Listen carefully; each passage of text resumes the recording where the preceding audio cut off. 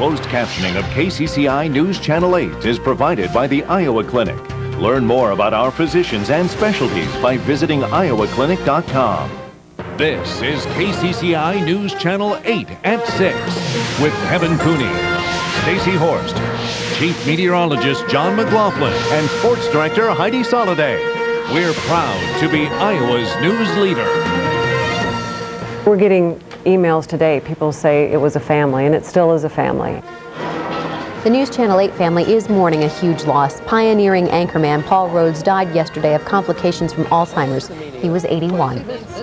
For nearly 4 decades, Paul sat where we sit right now on the set anchoring the 6 o'clock news. And when he left, it was 37 years later, by the way, Paul was said to have had the longest continuous run in an anchor chair of anyone in the country.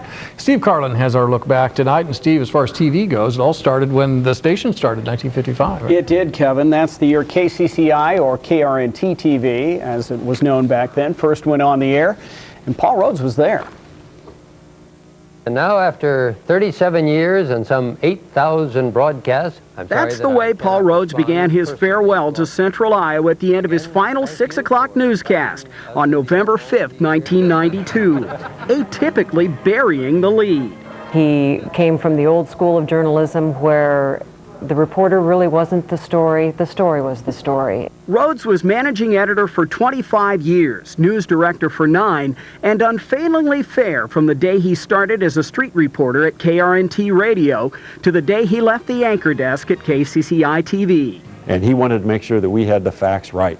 If I ever saw Paul mad, it was when if a story had gotten messed up and there had been mistakes that had gotten on the air.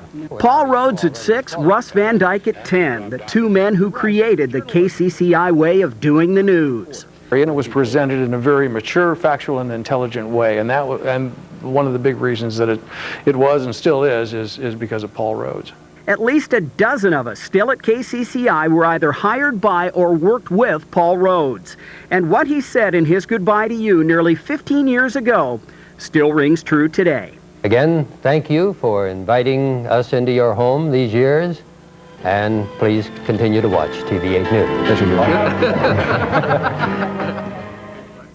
When I look through the staff list, I couldn't believe it. You know, there are at least a dozen of us who worked with Paul, and we're all still here in the newsroom. That's fantastic. You know, you've been here in the news department since 1972. Remember anything about Paul that maybe people might not know about? Well, you know, as you might not be surprised, folks, I knew Steve was going to ask this particular question, and Molly and I were talking about this. A little known fact about Paul, everybody knows, I think, that he loved tennis, absolutely loved tennis. But a little known fact was probably more nights than not, especially in warm weather, Paul was sitting here, as we all are right now, with his tennis shorts on, along with his nice suit, coat, tie, and shirt. And Paul was out the door at 6:30 and usually had a tennis date by about 6:45, and was usually on the course at Wayland or at the tennis club or someplace like that. So on his last day, as you can see there, Connie McBurney and I and a few other folks here in the newsroom donned the tennis shorts, just kind of as a little good gesture of goodwill, so to speak, to Paul. All right, well, as we mentioned, Paul suffered from Alzheimer's disease, and he died at the Ramsey home here in Des Moines. His wife, Ruth, says there will be no funeral service. However, he will be fondly remembered. Yes, thank you, Steve.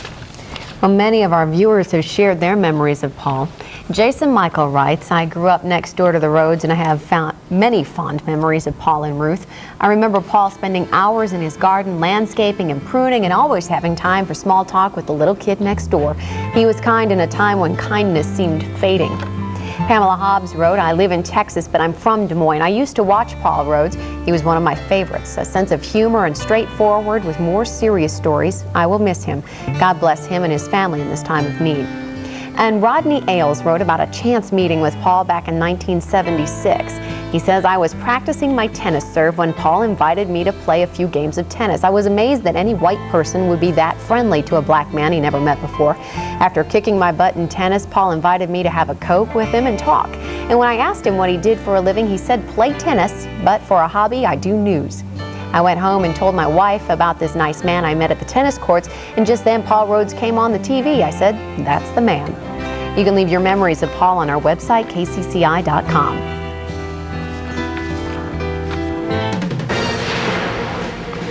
I remember Paul's words of advice when he hired me. He said, well, it'll either work out or it won't.